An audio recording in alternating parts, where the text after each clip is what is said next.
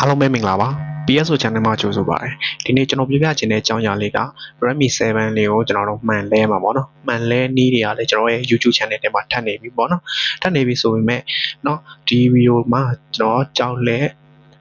frame ဒီပေါ်တော့ frame များလေးသုံးမယ် frame များလေးသုံးပြီးတော့ဒီတခြားဒီအရေးလေးပေါ့နော်တင်နာရေးသုံးမယ်ဟုတ်ပြီဘလို့တဲ့ဖြစ်စီလေးတွေကတော့ကျွန်တော်ဒီဗီဒီယိုမှာလုပ်ရင်လည်းကျွန်တော်ထည့်ပြီးတော့ပြောသွားပေးမယ်အဆုံးထိလိုက်ပါကြည့်စုဖို့တောင်းဆိုချင်ပါတယ်ဟုတ်ပြီအဲ့ဒါဆိုရင်ကျွန်တော်တို့ဒီကောင်ပတ်ခွာမယ်ဆိုရင် flame များလေးနဲ့ light ခွာထိုးပေးပတ်လည်း light ထိုးပြီးတော့ခွာလို့ရတာပေါ့နော်အပူပေးပြီးခွာစရာမလိုနော်ဟုတ်ပြီအဲ့ဒါဆိုရင်စကူတွေအကုန်လုံးဖြုတ်မှာပေါ့နော်ဒီမှာကြောက်လက်လေးနဲ့အကုန်လုံးဖြုတ်မယ်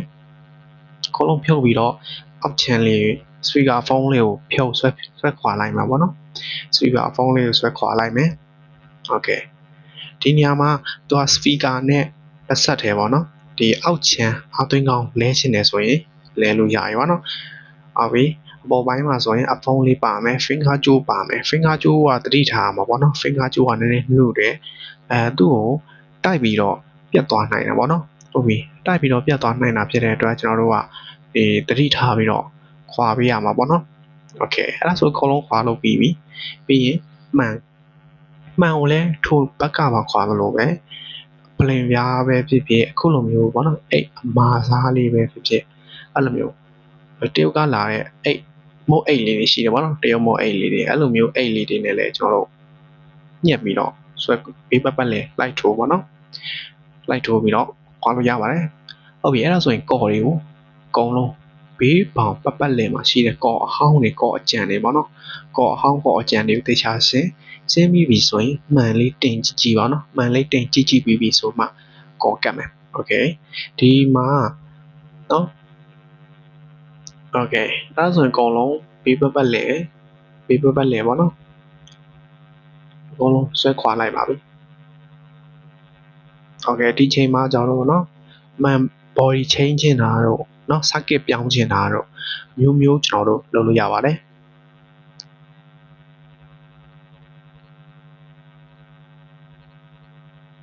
โอเคအခုလိုမျိုးပေါ့နော်သဘောတန်လေးနဲ့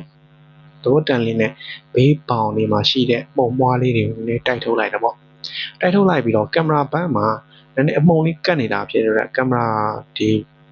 ဘက်ကင်မရာပေါ့နော်ဘက်ကင်မရာမှာမုံလေးတွေကိုတုပ်လိုက်တယ်နော်ပြီးရင်ကျွန်တော်တို့ဒီမှာကော်တွေတင်လို့ရပြီ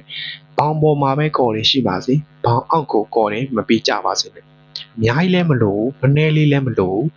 ပုံမှန်လေးပေါ့နော်ပုံမှန်လေးဖြစ်ရင်ကောင်းတယ်ကော်အများကြီးသုံးလို့ခိုင်းမယ်ထင်တယ်ဆိုရင်တစ်ပြင်းလုံးကတ်ထည့်လိုက်မယ်ဆိုရင်မှန်လစ်သွားလိမ့်မယ်နော်အဲ့ဒါလေးကိုကျွန်တော်ထည့်ပြီးတော့ပြောပြတာโอเค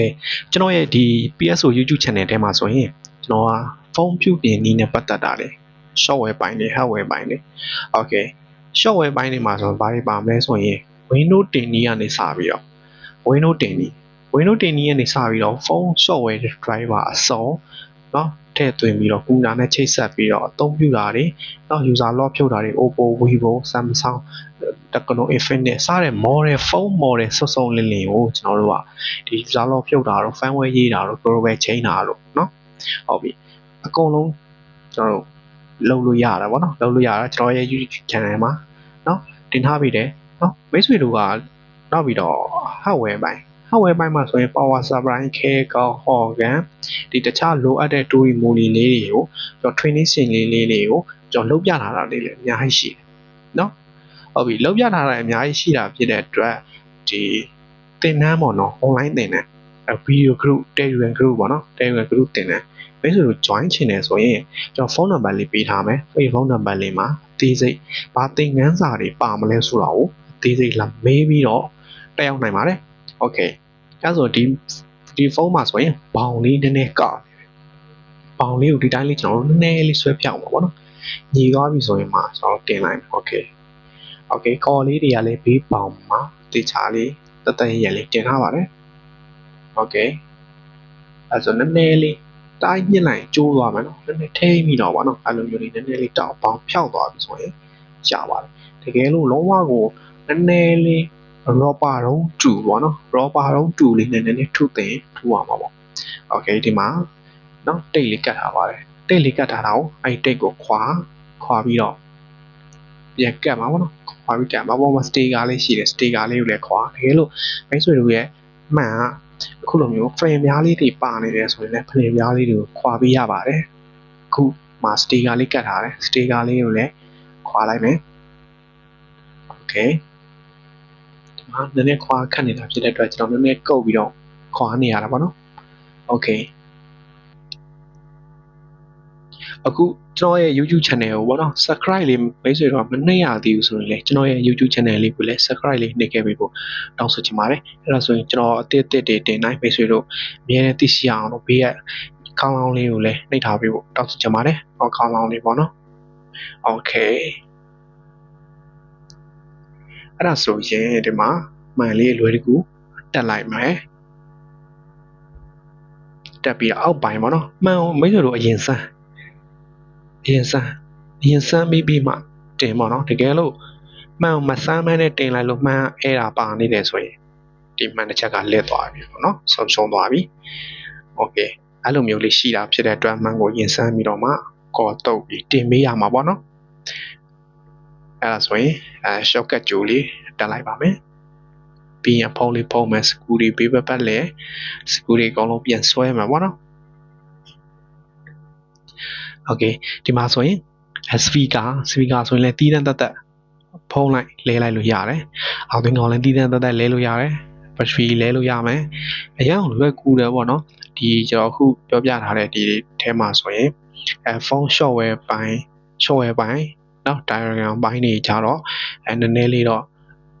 နက်နေတယ်ပေါ့နော်ဒါပေမဲ့အချိန်လေးနည်းနည်းပြီးလိုက်မိတ်ဆွေတို့လေးလာလိုက်မယ်ဆိုရင်အကုန်လုံးတက်ပါတယ်အရင်တော့လွယ်ကူပါတယ်တိုင်းလဲမလွယ်နေပါဘူးโอเคအဲ့ဒါဆိုရင် finger ကြိုးလေးလဲသူ့နေရာသူပြန်တက်ပြီးတော့သူက shortcut ရဲ့သဘောတရားဘာကသူကတက်လေးတင်လိုက်တာလေးဖိချပေးလိုက်ရုံပဲသူမြောင်းတဲ့သွားတယ်ဆိုရင်တဲ့သွားတယ်ဆိုရင်ကြာသွားလိမ့်မယ်နော်မတဲ့ဘဲနဲ့ဖိလိုက်လို့ဆိုရင် shortcut ငုတ်တွေကျိုးသွားနိုင်တယ်နော်အဲ့ဒီ shortcut ငုတ်တွေကျိုးသွားမှာဆိုလို့ကျွန်တော်တို့ကထိန်းပြီးတော့ဆက်လှုပ်ချင်းဆိုတော့နည်းနည်းသတိထားပေးရမယ်နောက်ပိုင်းလက်ရင်သွားတဲ့ခါကျရင်တော့တိသွားတာပေါ့နော်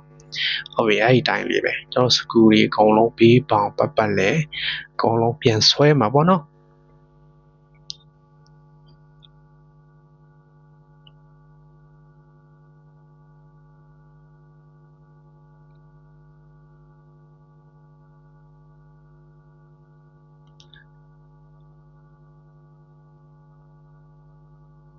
โอเคအဖုံးလေးမကြဘူးဖြစ်တဲ့အတွက်အဖုံးလေးကိုဖုန်းချိတ်လေးပေါ့နော်နည်းနည်းလေးတွန်းချပေးလိုက်တယ်ပြီးရင်နည်းနည်းဒီမလိုအပ်တဲ့နေရာလေးတွေမှာကော်လေးတွေကြံနေသေးတာဖြစ်တဲ့အတွက်နည်းနည်းလေးရှင်းထုတ်လိုက်တယ်ပေါ့โอเคဘောင်းဒီအဖုံးလေးကျသွားပြီသူကလစ်တိုင်းကျသွားပြီဆိုရင်သူ M တိုင်းကျသွားပြီဆိုရင်စကူတွေအကုန်လုံးဆွဲထည့်ပေးလိုက်ရုံပါပဲပြီးရင်ပေါ်မှာစကူတစ်လုံးဒီမှာတန်းလိုက်ဆွဲအားလေးနည်းနည်းနေလို့နော်စကူလေးကောက်ရတာနည်းနည်းခက်တယ်တန်းလိုက်လေးနဲ့ဒီစကူဒီတန်းလိုက်နဲ့ကျွန်တော်တို့ကြောက်လက်ကောင်လေးနဲ့နည်းနည်း3-4ချက်လောက်တိုက်ပေးလိုက်တယ်ဆိုရင်စကူလေးတွေကဆွဲအားများသွားပြီးတော့သူ့အလိုလိုပါလာတာပေါ့နော်ဒီစကူဒီကြောက်လက်လေးနဲ့ထိုးလိုက်တာနဲ့သူအောက်ကစကူတွေအကုန်လုံးပါတက်လာတာပေါ့နော်ဟုတ်ပြီအဲ့ဒီတိုင်းကျွန်တော်တို့တန်းလိုက်ဆွဲအားလေးနဲ့အလွယ်ကူကောက်တာပေါ့နော်လက်နဲ့ကောက်မှဆိုရင်လည်းကောက်ခတ်တယ်ဇာကနာနဲ့ကောက်မှဆိုရင်တစ်လုံးချင်းကောက်နေမှဆိုရင်တိတ်ပြီးတော့အဆင်မပြေဘူးเนาะအဲ့ဒီတိုင်းလေးโอเคအဲ့ဆိုအန်ကြတယ်ဆိုရင်ကျွန်တော်တို့ဘေးပေါင်ပတ်လဲကိုကော်ရီဝိုင်းဘေးပေါင်ပတ်လဲကိုကော်ရီချလိုက်မှာပေါ့โอเคအဲ့မှာကော်ရီဘေးပေါင်ပတ်လဲကိုကော်ချလိုက်ပါမယ်အများကြီးလည်းမလို့เนาะဟိုနည်းနည်းလေးလည်းမဟုတ်ပေါ့သူမကွာအောင်တခြားဒီနေရာမှာကျွန်တော်ပြောချင်တာမှန်ကတ်မယ်ဆိုရင်ဘက်ကပါကတ်မယ်ဆိုရင်ဘရောမှဒီ502လုံးမျိုးကောမသုံးမိပါစေနဲ့ဘာလို့လဲဆိုတော့502ကောတွေကသူကနေပူလိုင်းကျွတ်ပြီးပြန်ကွာတတ်ပါတယ်အခုလိုမျိုးဖုန်းတွေမှာကြတော့ဗောနော်ဟုတ်ပြီပြန်ခွာတဲ့ခါကျရင်လည်းခွာချင်တိုင်းခွာလို့မရတော့ဘူးဗောနော်502ကြတော့ဒီကောကြတော့ကျွန်တော်တို့သူ့ကိုပျော်စေတဲ့ဖလင်ပြားလေးနဲ့ဒီသူ့အရေးပျော်စေတဲ့930ရေတို့နော်တင်နာရီဆိုရင်တော့ဆေးကွက်မှာဆိုလို့တိတ်မသုံးကြပါဘူးစကစ်ဆေးတဲ့အချိန်မှာပဲတင်နာရီကိုသုံးတယ်930ကျတော့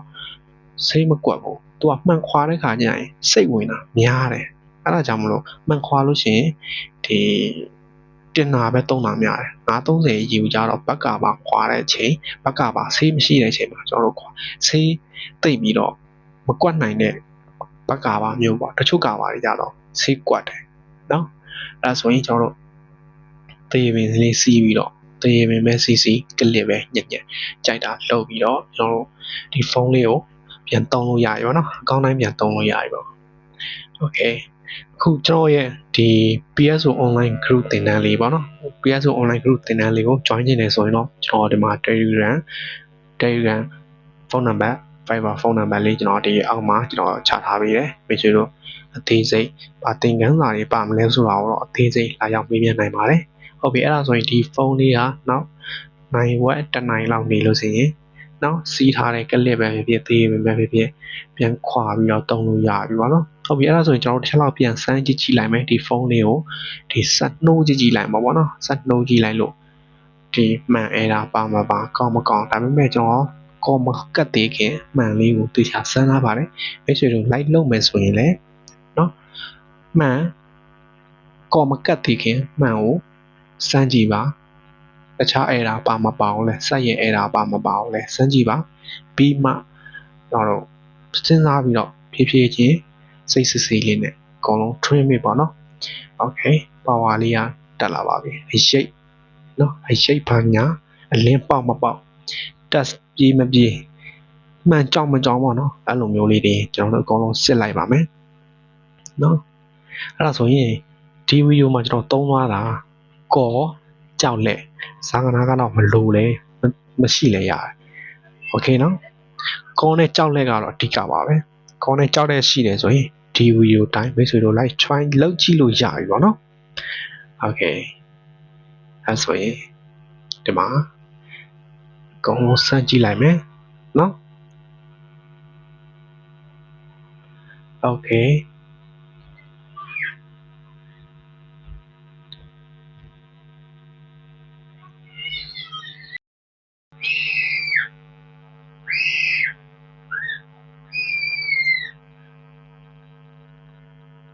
โอเคအဲ့ဆိုရင်ကျွန်တော်တို့အကုန်လုံးစမ်းကြည့်လို့အဆင်ပြေပါတယ်